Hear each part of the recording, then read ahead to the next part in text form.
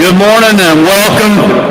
Honored to be with you all today and just want to thank everybody for joining us. It's great to see you. We've enjoyed your time away since session ended. I'm also honored to be with our great First Lady, Marty Kemp.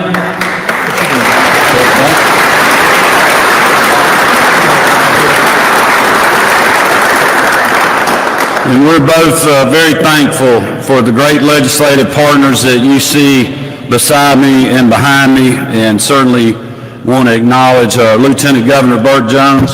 Thank you very much for your work this session, Lieutenant Governor. Chairman Matt Hatchett, the House Appropriations Chairman. Chairman Hatchett has done a lot of great work with this budget, and certainly want to thank all the members of the General Assembly that you see behind us and those that are not with us today. But we just appreciate the bipartisan support that overwhelmingly voted for this common sense and proud to say balanced budget. I also want to thank Speaker John Burns and Chairman Blake Tillery. Obviously, Speaker Burns was a great partner in this process, and Chairman Tillery of the House Appropriations Committee couldn't be with us today. He had a family commitment, but I was texting with him earlier and thanked him for his work on the budget, and I know Speaker Burns is out of town, but we had several days last week where we were on the road together working with some of our federal partners, but also signing a lot of legislative bills down on the coast, and I just appreciate his partnership so much. I want to thank our constitutional officers who are with us today that are great partners in our business environment and making government work every day in our state, safeguarding taxpayer money and keeping our government lean and efficient. I also want to thank all the agency heads that are with us that have just done an incredible job being good stewards of the resources that the General Assembly is appropriating. And also just want to acknowledge OPB Director Rick Dunn and his team, as well as the House and Senate budget staff. They did a great job this year. Thank y'all.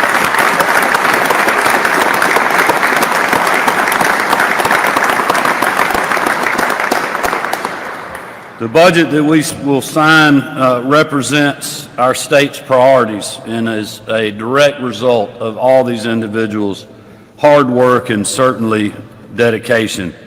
Today I'll sign the budget for fiscal year 2026, a budget that makes important investments to meet the needs of our growing state without growing government or adding to our long-term liabilities.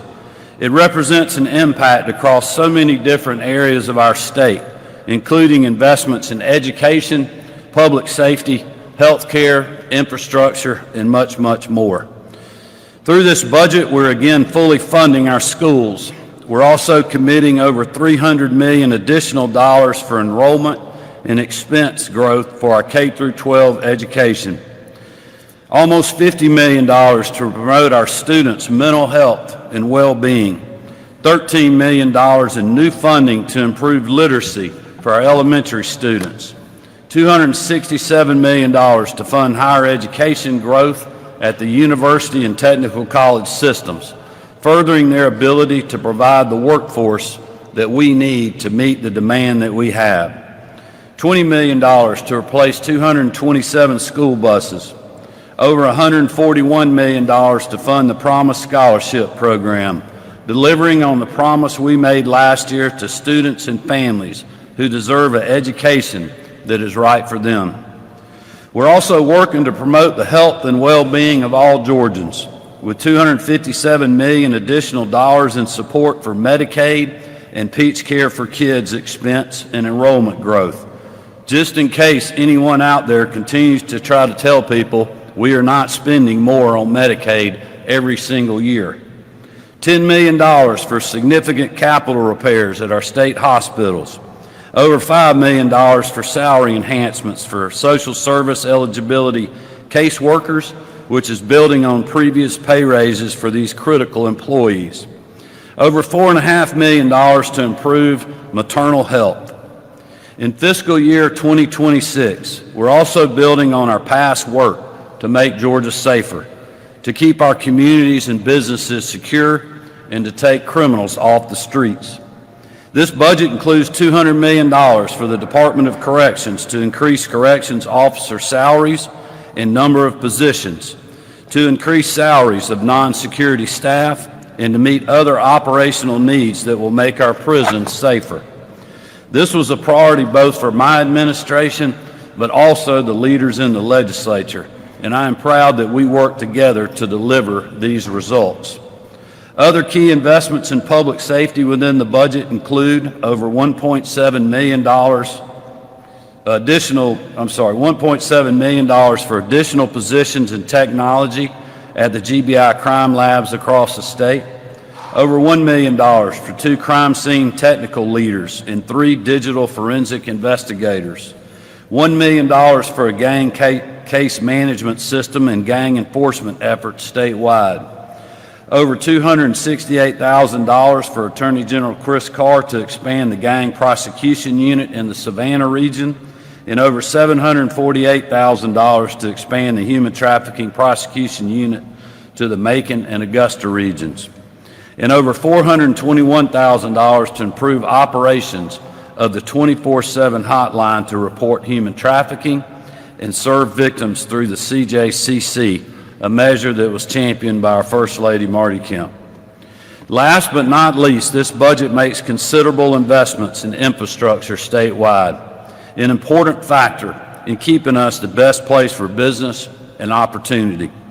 With $290 million in additional funding going toward transportation projects and $715 million going to capital projects, including some for K-12 schools, we are using funds we have had from years of growth to build stronger communities and encourage further investments and success.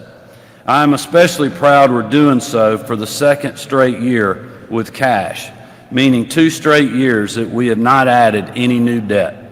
That brings our state's debt service to revenue ratio to the lowest in state history.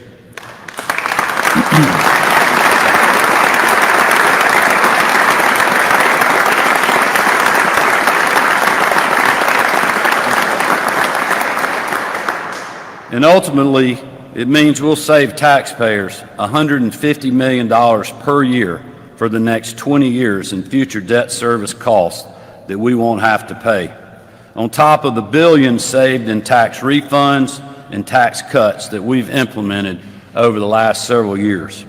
We're able to take these steps because of our conservative approach to budgeting. We don't follow the paths of states like California, New York, Illinois, Maryland, and others. They're growing government and raising taxes to cover budget deficits. Here in Georgia, we're keeping government in check, cutting taxes and returning money to where it belongs, back to hardworking Georgians. We balance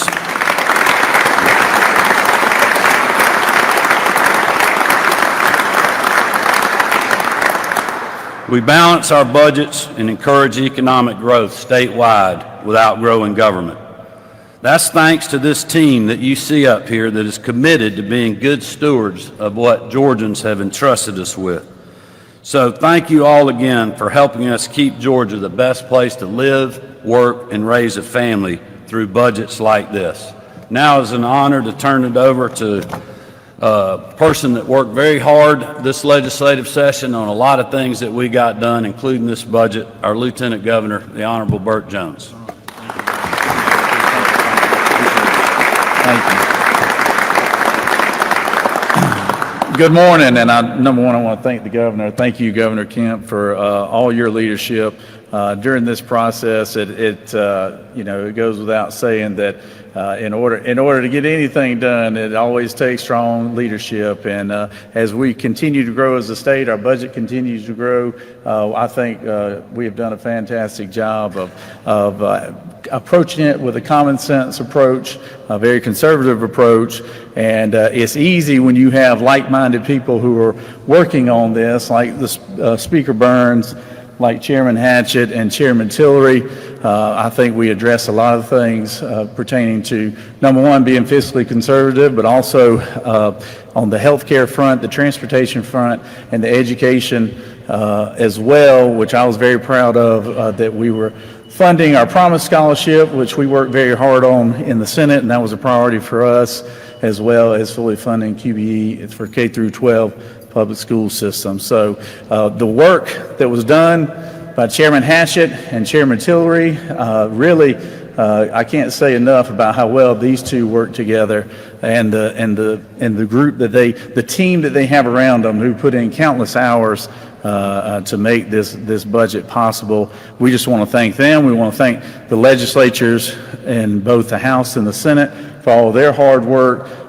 We do our best to try to accommodate each and every legislator and their needs in their districts, but we always try to prioritize what is in the best interest for the whole as a state and our citizens. So thank you very much, Governor Kemp. Thank you, Speaker Burns. Chairman Hatchett, I know, is here on his behalf, and I can tell you Senator Tillery, Chairman Tillery, and his team have done a fantastic job. Can't say enough about the leadership in these two chambers, and it's just been a pleasure to work with them this year, and happy to sign this into law. So congratulations, Governor, and congratulations, Chairman Hatchett. I know you're here on behalf of the Speaker and your chamber, so y'all put in all the hard work, so I'll let you get into the details of it. So thank y'all very much.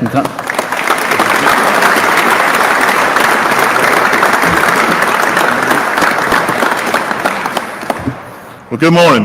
Good morning. On behalf of Speaker Burns and the entire House of Representatives, y'all get ready for this. You know what I know. It's a great day to be a Georgian.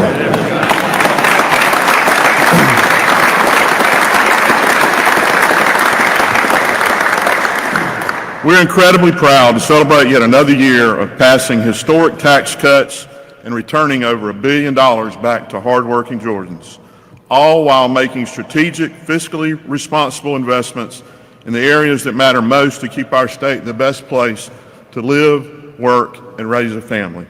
Thank you, Governor Kemp, for your leadership and unwavering dedication to the people of our state. I also want to thank all the staff in the House Budget and Research Office and our partners in the Senate for working tirelessly with the House to deliver a budget that reflects our commitment to championing every Georgian in every corner of the state. Chairman Tillery is where he should be this morning. He's with his son at the final day of school before summer break, and I thank him for his cooperation on this budget also. This year, Speaker Burns and the House made school safety and student mental health our top priorities, and we're proud to include funding for both of these initiatives. HB 68 includes over $6.9 million for qualified student advocacy specialists to identify and facilitate resources for students in crisis, connecting them to the services they need when they need it the most. Additionally, the budget includes $19.5 million to establish student mental health support grants for middle and high schools. We're also proud to have built on our work to provide school security funding to every school across the state by including $108 million in this year's budget, in addition to the $50 million for school security grants and $1.5 million for GEMA's school threat assessment system included in the amended fiscal year 2025 budget. We've also continued to deliver on our commitment to strengthen literacy resources and ensure that every child in Georgia can read on level by the third grade by investing $22.7 million to improve literacy outcomes in every public school. Improving access to health care also continues to be a top priority for Speaker Burns and the House, especially for Georgia's growing families and new mothers. That's why we're proud to include nearly $3 million to expand Georgia's home visiting program from 50 to 75 counties and $1.3 million for 6 perinatal regional centers to increase access to maternal and neonatal health care. We also made significant investments in our state prison system to strengthen security and make improvements to our facilities, keep our corrections officers safe on the job, and ensure inmates have continued access to quality physical, dental, and mental health care services. Last year, Speaker Burns announced the creation of the Special Subcommittee on Appropriations on State Prisons. That committee will continue to monitor our investments in our prison facilities and ensure we're taking the necessary steps to keep Georgians and our heroes in law enforcement safe. From education and health care to infrastructure, economic development, and public safety, This budget uplifts every Georgian and every community across our state, making a real difference in the lives of our citizens and securing a brighter future for our great state. Thank you, Governor Kemp and Speaker Burns, for allowing me to say a few words on the Speaker's behalf this morning. And now, Governor, let's get this budget signed. I'm with you, Governor. Thank you.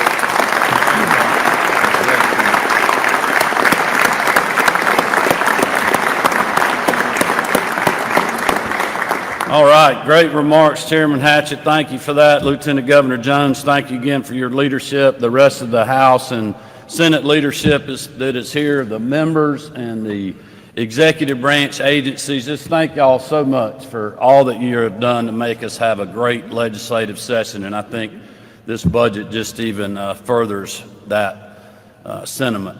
So that we'll move to the table, get the First Lady up here, and we'll sign this budget. Thank y'all very much.